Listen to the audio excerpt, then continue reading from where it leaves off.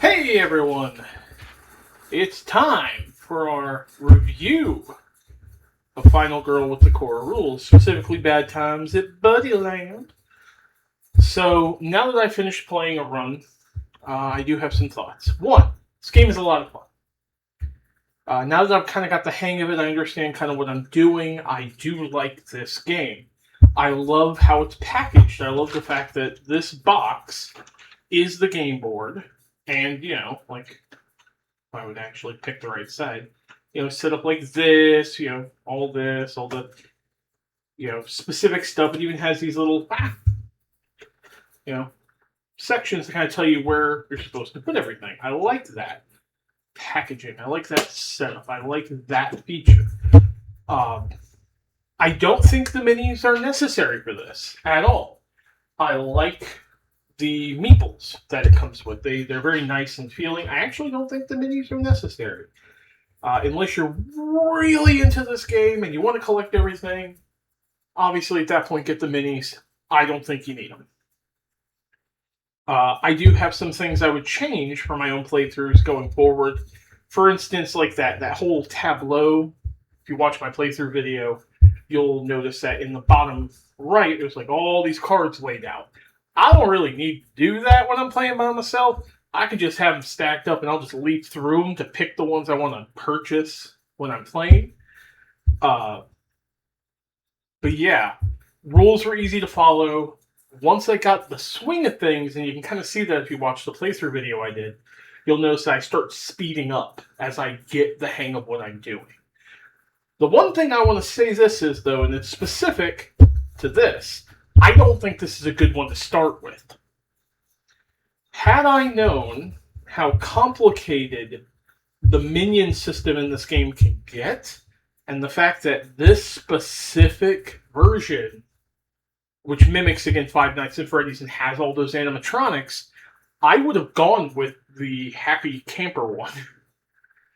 Because the minion rules, while in theory simple to understand, actually confuse the shit out of me. Like you can see me in the playthrough video if you watch it, kind of trying to figure out like, okay, does this apply to everybody? Does this apply to just Billy? Does it apply to just the minions? And while there are rules specifically stating that, it took me a minute to figure that out. I really wish they would have put like the minion rules both in the core box and maybe in the Billy section. Like when you pop this open and you've got this, which has all the components and stuff. I really wish they would have done something about how the buddies specifically work here as well, but they don't. They just talk about how you spawn them, their initiative activation, because you can have so many of them. They have like initiatives, so they go in like an order, which I wasn't really bothering with because it never really came up, honestly. So if I play this again, I probably won't play this one again, this feature film. I will probably go out and purchase maybe Camp Happy Trails or one of the Season 1 ones that seem very simple to basically just stick to girl, killer, that's it. Because the location, Buddyland here, doesn't have any special rules. So I can use this location and its location cards any way I want with any killer. I don't have to ever use Billy as a killer. I don't ever have to, and I know I keep opening it up, I never have to use this Joker ever again if I don't want to. Because he's separated. He's by himself. Like, I just never take this section of the game board off. I can stick to this section, and I'm good to go. I do like the packaging as well, which I think I brought up before, but it's really nice that everything is like this. I mean, this is I've got space here and even here to do things. This is where all like the health tokens went. These are where all the meeples went. This is where all the other tokens went. I've specifically got the, for your eyes only, for Renee's and Anna's eyes only. Because there are two of them. I didn't show these the last time, but there are actually, or Gwen and Rena.